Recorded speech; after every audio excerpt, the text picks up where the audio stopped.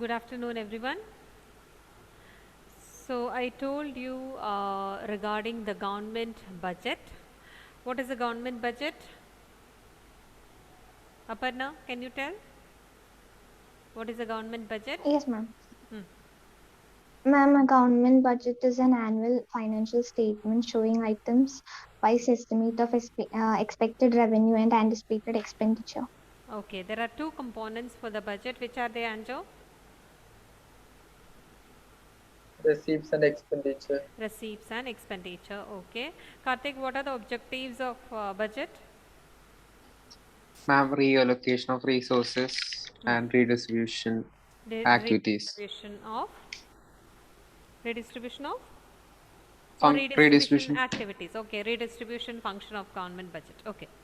So in the first one, reallocation of government budget, we discussed a few points. Aishwarya, can you start some points related to it? The private enterprises always look for the profit, whereas the public ones always look for the welfare of the people.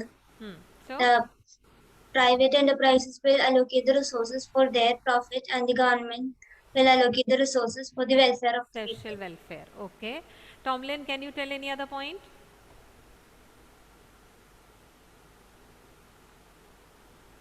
Ma'am, the products It's not audible. Ma'am, heavy tax on products which do not.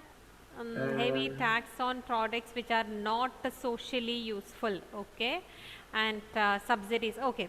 Next, any other point? Elvina? There will be the government intervention for balancing between the profit maximization and for the social welfare. Social welfare. Okay. Second point, that is related to redistribution function. What do you mean by redistribution function? Aditya, can you tell? Redistribution function.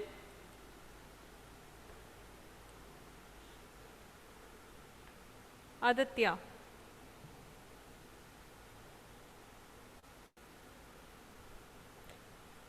No. Amal, can you tell? Redistribution function. Amal Raj.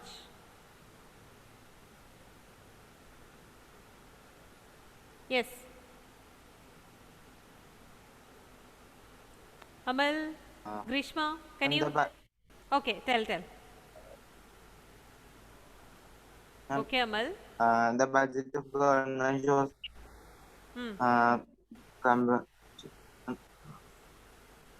Redistribution, how they do? Any one example?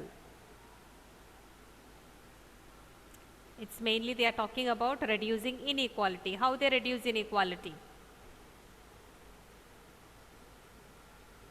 Amal? No. Irfan, can you? Imposing tax on the rich and giving subsidies to the poor. Giving subsidies to the poor or spending more for the welfare of the poor people. Okay. Then various things I told you related to that, and I told you in that what do you mean by public provision and public production. Okay.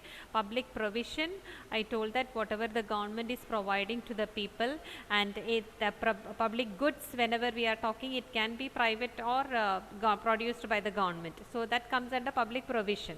Okay, public production in the sense only produced by the government here. Okay, now next one is related to the stabilizing function of or stabilizing activities of the budget.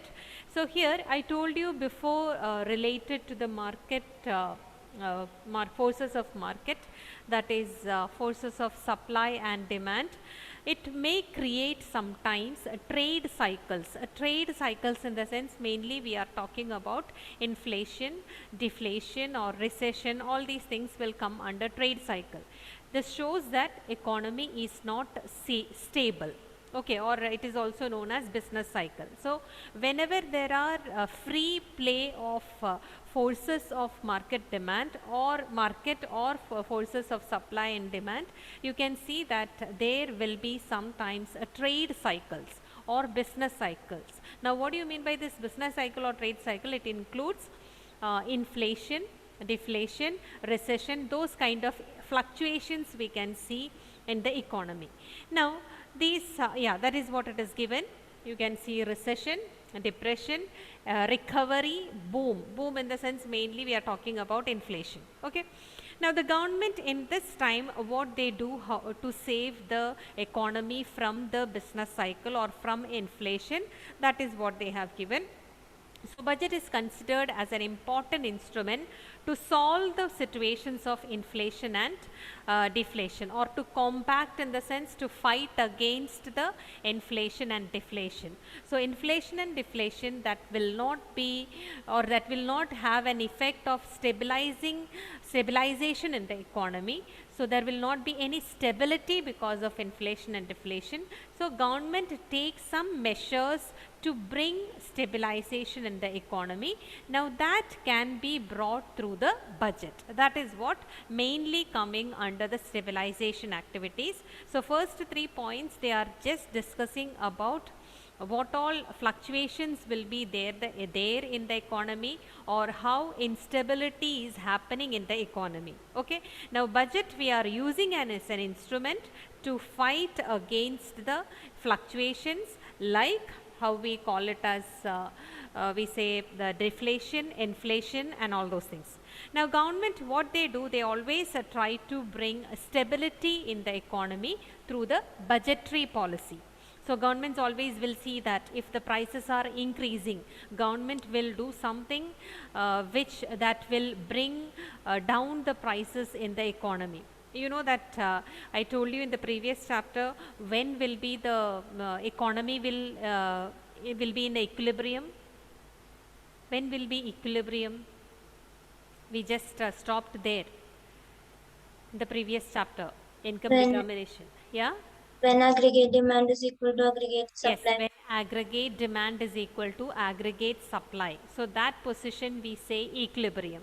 Sometimes what happens here, aggregate demand will be very high. So that situation, what do we call for that situation? Demand is very high. What do we call that situation? It comes under trade cycle. What situation it is? Can anyone think of? Demand is very, very high. That shows why the demand is very high, or when the demand will be very high. Think. When the demand will be very high.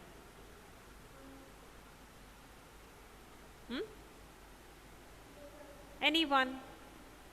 No one knows. Just a simple, I'm not asking any very big theory or anything. Just a simple manner. Why the demand is becoming more? What is the reason? When the price goes low. When the price goes low. Even price goes low, there should be something with the people, right? When there is more money with the people. When there is more money with the people. So when we are talking about combating inflation, that shows that demand is very high. Okay, so it will be related to income. That means supply of money will be more. So during that time, what the government should do to control the inflation, that they will start introducing as a part of budget. Or we say that as a part of budget, they will be introducing something to control the aggregate demand here, or to reduce the demand here. Okay, so economic stability, as always you can see that if there is instability, we can see that government is introducing some policies through which they can bring stability. Okay, economic stability, you know what will happen if there is instability, everywhere demand will be very high. Sometimes you can see demand will be very less, supply will be more. So in all these areas you can see the government will be introducing some policies through which they can bring stability in the economy.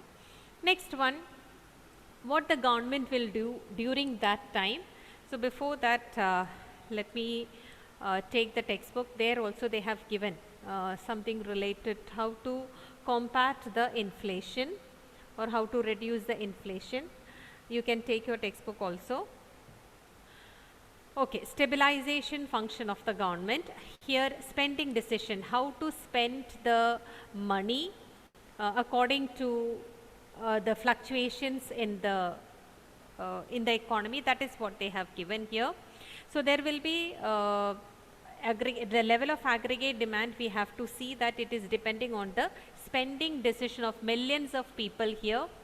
So these decisions depends upon two things mainly, that is income and credit availability.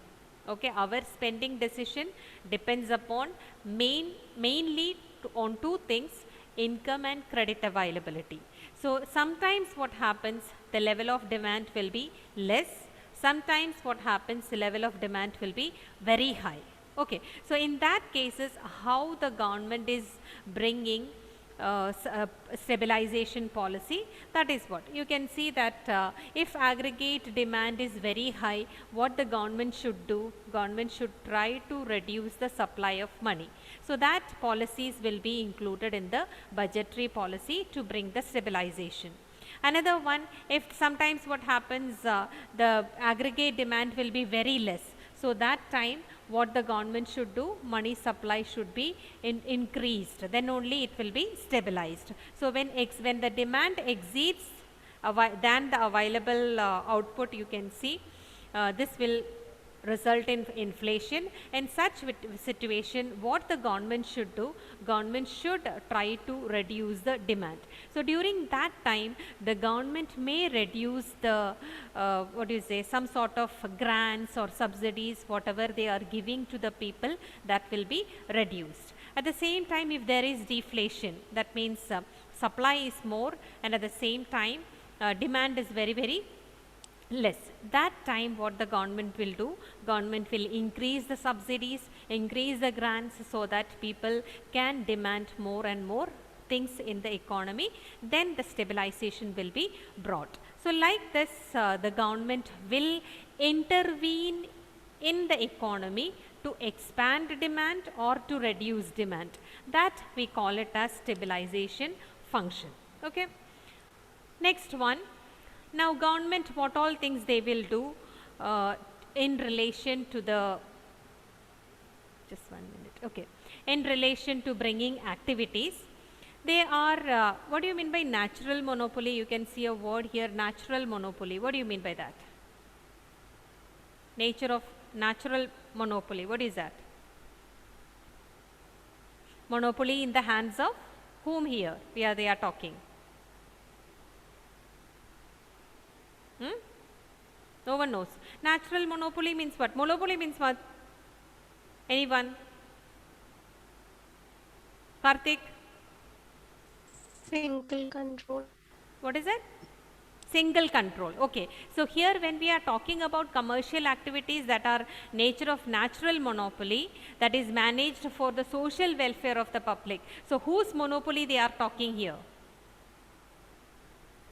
The government's monopoly. Okay, so some areas are there where the monopoly of the government you can see in some fields, that is mainly related to railways or mainly related to some areas like defense. All those areas you can see the monopoly of the government. So some industries are there where natural monopoly is in the hands of the government.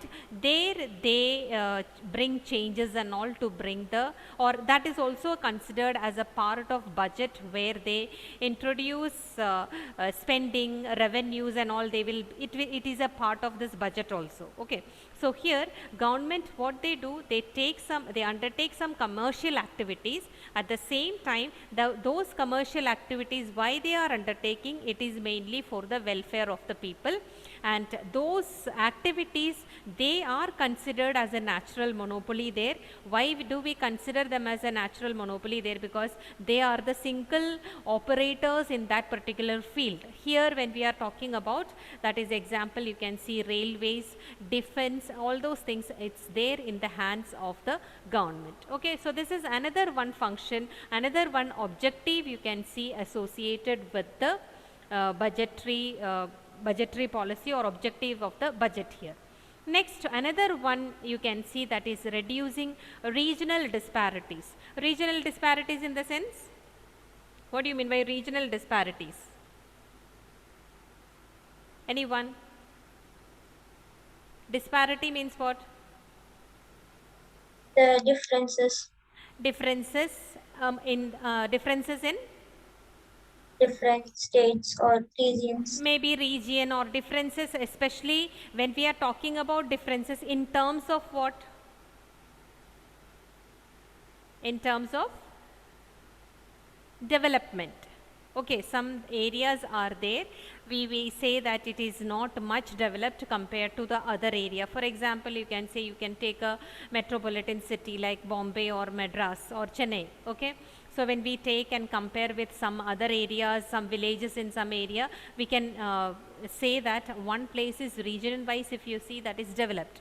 The in same state itself, if you take, some areas are backward, we can say. Okay, so that if we are taking into consideration when we are reducing the regional disparities, that can bring a proper development in the economy. So that is, this is another objective you can see related to the budgetary policy.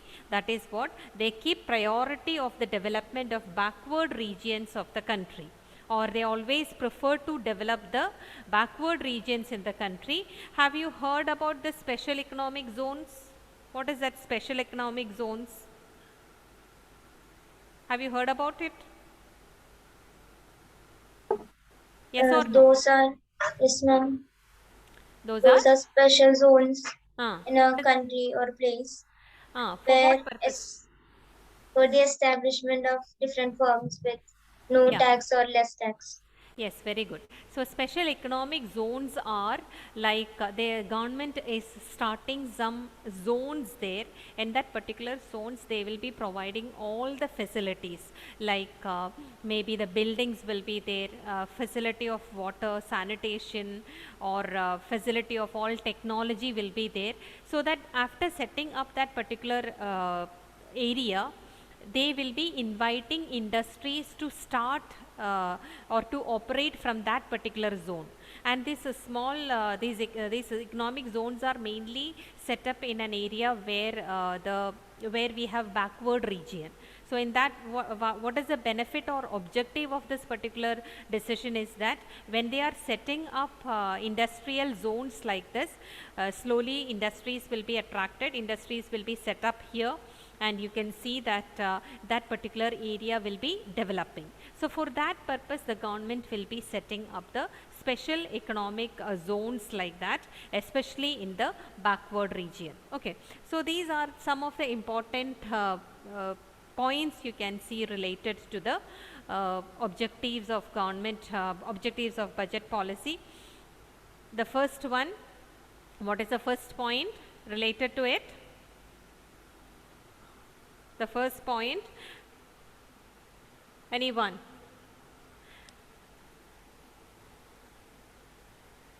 Just 1 minute, okay. Here, stabilizing activities. The government try to achieve the economic stability with the help of lot of policies when there is a business cycle. And economic stability, you can see that if there is economic stability, there will be more growth in the economy. So always the government will be trying for stabilizing the economy, that there should not be any inflation, deflation and all. Okay, next one, I told you that how they are managing the public enterprises. There are some areas where the government has a monopoly over the production. It can be service or it can be production of goods. Some examples like railways, we can say. Another one, defense is fully in the hands of government. Reducing regional disparities, that is another one important objective of the budget. That is, they will always try to reduce the regional disparities, or they wanted to improve the backward regions of our country. For that purpose, government has set up various special economic zones in our country. Next one, here another one point, that is economic growth. Another objective of our budgetary policy or government's budget is that economic growth. Okay, so here you know that when there is an increase in a real GDP, that leads to increase in the growth of an economy. When we talk about increase in real GDP, what do you mean by that? Increase in the volume of goods and services produced in our economy. So here goods should come, okay? Increase in the volume of goods and services in the economy. So when we talk about increase in the real GDP, what do you mean by that? Increase in the volume of goods and services in our economy. Now, when they are bringing, or when our government is bringing economic growth, what they do that through the budget they will plan how to bring the economic growth for our country, or they always plan it out how to bring economic growth or how to develop our nation through various policies here. Now, one example they have given, if the government is providing tax rebate or some incentives for the productive ventures. What do you mean by productive ventures and project here? What is that productive venture and projects? Karthik. Ma'am, do you industries which produce goods. Yeah, maybe the new industries which are coming up. Okay, if the government is providing some tax rebate, what do you mean by tax rebate now? What do you mean by that? Aparna, do you know what is tax rebate? Aparna, is there? Yes, ma'am. What is a tax rebate? What do you mean by that?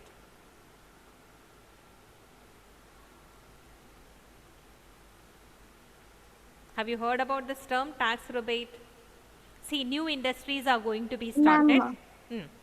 Ma'am, is it some refund which is given? Tax rebate in the sense, see, new industries are going to be started. So to support those industries, what the government should do for related to tax? Some tax concessions can be given. Okay, so some tax concessions, some sort of incentives will be given to those industries or to the industries, so that it will stimulate the development of the economy, so that investment will be increased or savings will be increased. The savings will be utilized for as investment, and this will lead to economic growth.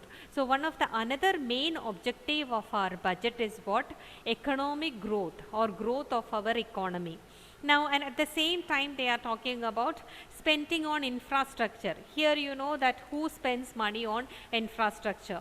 That is in the hands of government. Government is only spending a lot of money on infrastructure.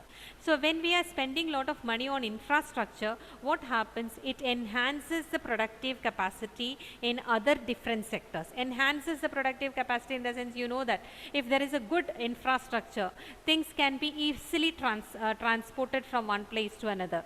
Or if you have a good building, or if you are providing all the necessary things for having a good industry in one particular location, you can understand that they can easily improve the production activity. So because of these, or we can say if the country is having good infrastructure, or if government is spending a lot of money on that, it enhances the production activity in other sectors also.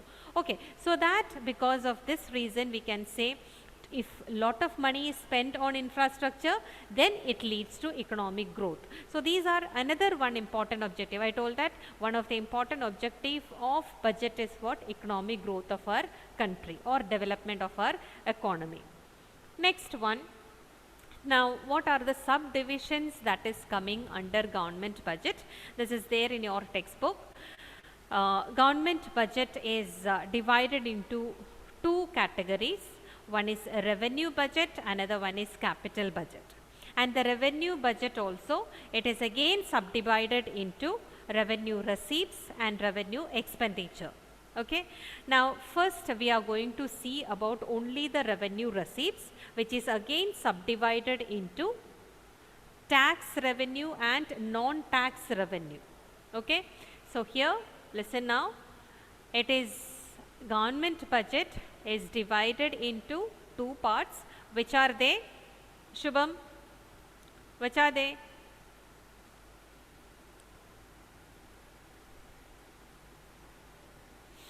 Irfan, what are the two subdivisions of government budget? Revenue budget and capital budget. Revenue and capital budget. Okay. Under revenue budget, we have two subdivisions. Ashish, can you tell me what are those two subdivisions under revenue budget? Ashish. Revenue expenditure, And revenue receipt. revenue receipts. Now again you can see one subdivision. Amal Raj, can you tell what is the subdivision you can see in revenue receipts?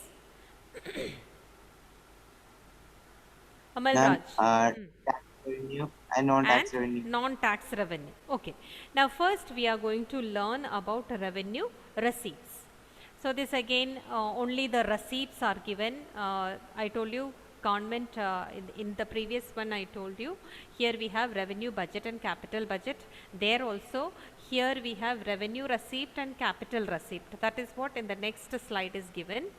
So we are not seeing capital receipt now. First revenue receipt, and that also I told that what all will come. One is tax revenue, another one is not tax revenue. What all taxes can come in that: income tax, corporate tax, custom duty, excise duty, wealth tax, interest tax. In this some taxes you know that it is not there now. Instead of that we have GST. Okay, and non-tax revenue, that is some commercial revenue, profits and dividends what the government is receiving, administrative revenue what the government is getting, external grants, I mean from maybe some other countries or something like that we are getting some grants, that comes under non-tax revenue. Okay. Now first we are discussing about, in that itself revenue receipts, we are discussing about the tax revenue. So before that just listen once more. Government budget, we have two parts, which are they: revenue budget and capital budget. Revenue budget includes what all things? It is including revenue receipts of the government, and that means tax revenue and the non-tax revenue. And one more is there, this is the second one, revenue expenditure. So revenue budget, two things we have. One is revenue receipt, another one is revenue expenditure. Revenue receipts, I told that two things are there, that is tax revenue and non-tax revenue. Now first one, revenue receipts. What do you mean by revenue receipts? Now these are the receipts that neither create any liability nor cause any reduction in the assets of the government. So once more, these are the receipt. When we talk about receipts, just understand that it is received by the government. Okay, here budget, we are talking about the government budget. So it is received by the government. So these are the receipts that create any, no, it will not create any liability, in the sense when you are paying tax. Okay, maybe as an industry sometimes we may tax, as a person we have to pay tax. Is it that we make it compulsory that okay, we are paying tax, you have to give something? Are we telling anything like that to the government? Is it a liability for the government? Yes or no? Yes or no? Tell. No. No, there is no liability that government should pay back that to you. We can tell that okay, we are paying tax, you can do this, you can do that, we can tell, but there is no liability from the side of the government that when we pay tax it should be returned to you. There is nothing like that. Okay, so it will neither create any liability, that is one thing, nor cause any reduction in the asset. Okay, asset in the sense there are some assets for the government, like you know, government owns some industry and all. So if they sell that, they will be getting money. That kind of selling will not be coming in this. So there is no reduction in the asset of the government.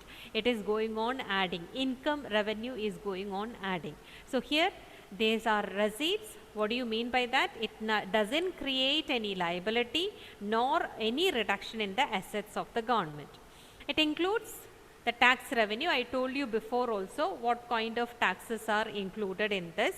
and non-tax also it is there. What do you mean by non-tax in this? Sometimes fines will be there, penalties will be there, some sort of special assessment, some sort of special calculations will be there, which is to be paid by the people to the government, and this is not a liability, it is an earning of the government. Government can use it in whatever they want. Okay, and these receipts are repetitive and routine. What do you mean by repetitive and routine? This will be always recurring. It's not that they are going to remove the taxes. That some period of time they will be getting this taxes continuously. So it is a recurring one. It is a routine one.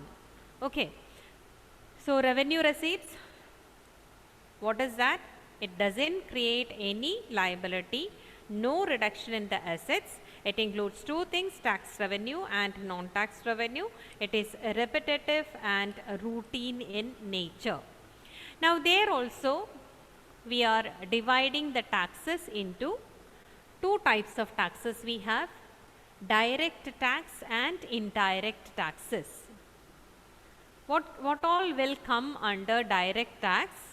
Like wealth tax, gift tax, estate tax, estate duty or income tax, all these are you can say direct taxes. So this income tax, other than income tax, these all will be considered as direct tax. Okay, so other than income tax is a direct one. Other than that, wealth tax, gift tax, estate duty, all these things are considered as a direct one, and at the same time it is also known as paper taxes. Okay, now let me go to the textbook. There some important information they have given. Yes, in the revenue receipts you can see it is non-redeemable. Non-redeemable in the sense what? Karthik, what do you mean by non-redeemable? Non-redeemable, what do you mean by that? You are paying tax to the government, but that is non-redeemable. What do you mean by that? You are not going to get it back. Okay, or you are not going to enjoy any benefit from that. Now again I told that it is divided into direct tax and indirect tax. These are the examples of direct tax and indirect tax. They can ask sometimes the examples of direct and indirect tax. And from this I told that some duties like export duty, import duty, not import duty, some kind of taxes are there which are now abolished. Instead of that we have GST. That is what in this one they have given. You can just see the down part. They have given the explanation for that. Now there was a great change in the Indian tax system with the introduction of GST, which was implemented on 1st July 2017. So that also you can just they can ask for objective questions. You can mark and keep it.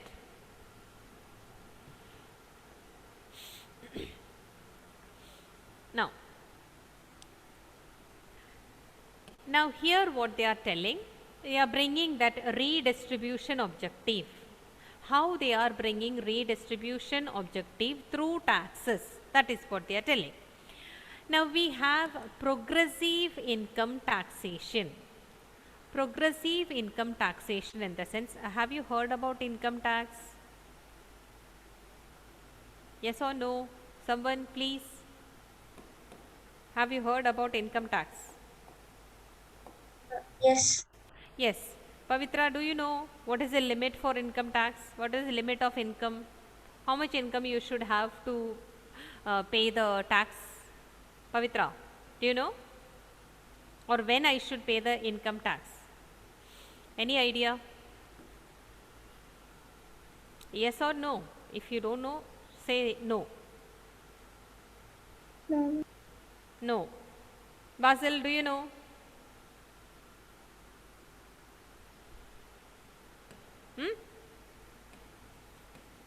At which income onwards we have to pay tax?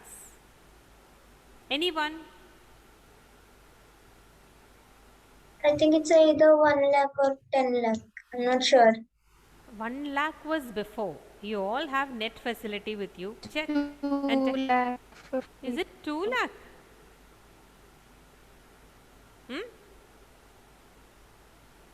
Check.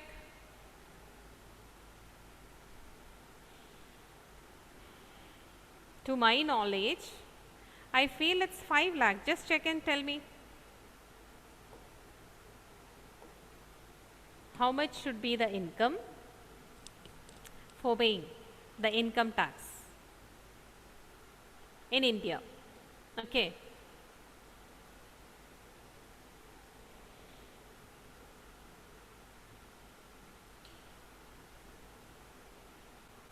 Check and tell 5 me. lakh, ma'am.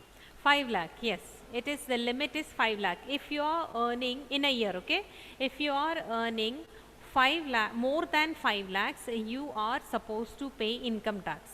But there is a difference in that also. As the income increases, the rate of tax also increases. So it is a progressive taxation, in the sense, if you are having 5 lakh, I don't know how much percentage you should pay, but at the same time, the person who is earning 10 lakh, the rate of income tax will be different. You understood what I am telling? 5% what the person is paying, that will be different from the person who is earning 10 lakh. So it is a progressive taxation. As you earn more income, more tax you have to pay. Okay, so that means higher the income, higher will be the tax rate. So this shows that government is collecting more tax from the rich section than a middle one, and no tax from a poor person. Okay.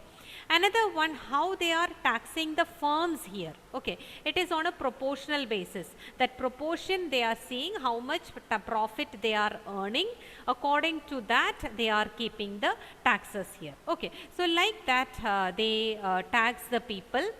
Maybe people progressive tax we have profit, how they are collecting it on account of what proportion, how much money you are earning as a profit, on proportion to, on that they keep.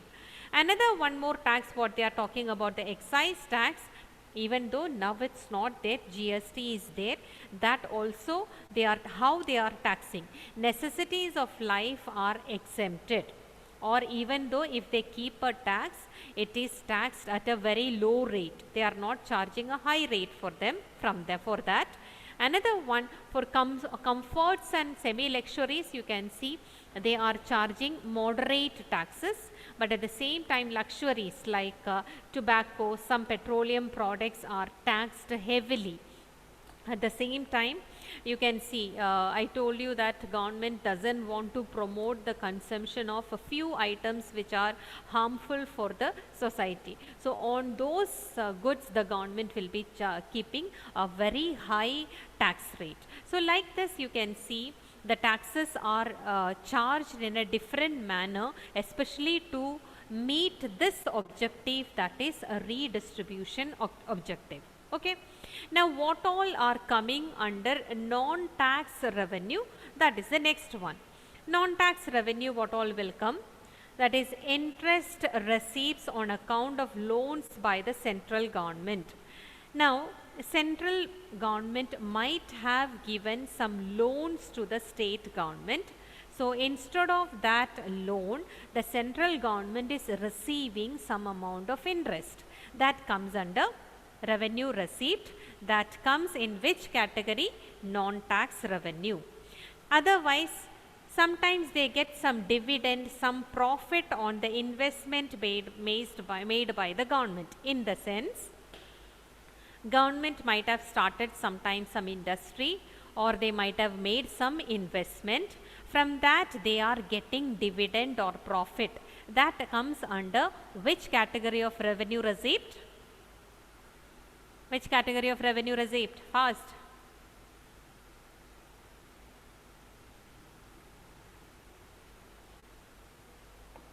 You know very well, but you don't want to tell. or you don't know? What is the problem here? Hadi, can you tell?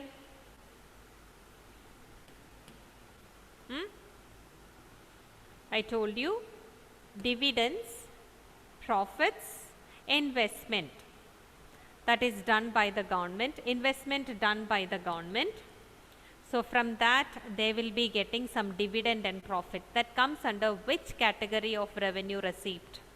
Hadi, do you know?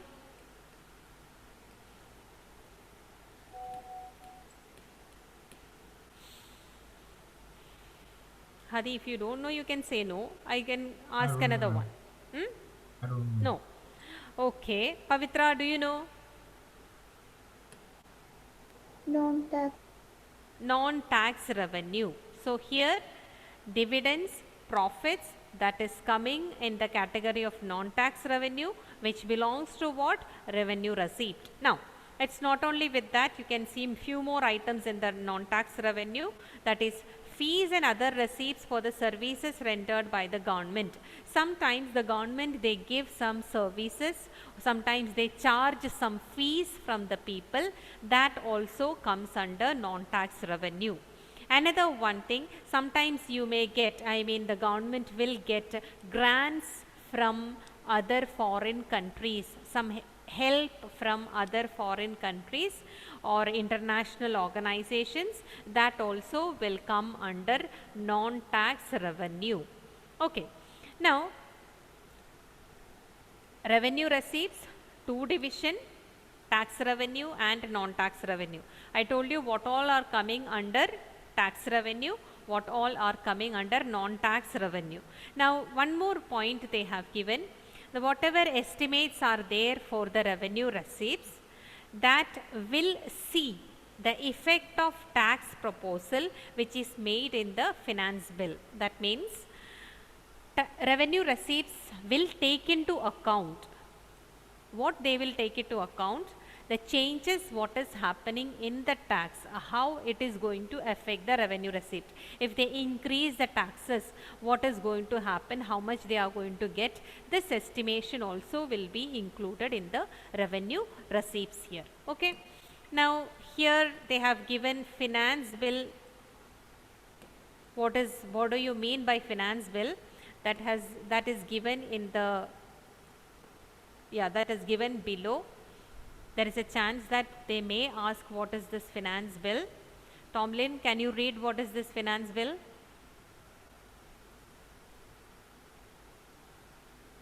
What is this finance bill?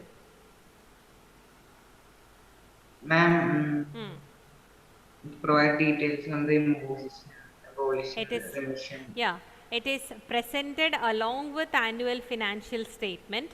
Annual financial statement means what? What is this annual financial statement? Budget. That is budget. Okay. It is finance will be provided or presented along with the financial statement. What it provides? Details on imposition, abolition, remission, alteration, regulation of taxes proposed in the budget. You might have heard that they are proposing changes in the budget. Sometimes they increase the budget, sometimes they regulate the things related to taxes and all. That things will be discussed in this particular finance bill. Okay. So these are the important changes you can see, or these are the important points related to revenue receipts. Now next one, okay, it's time now. Is it time now?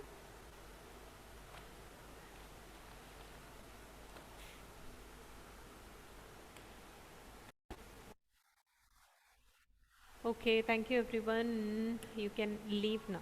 Okay, bye.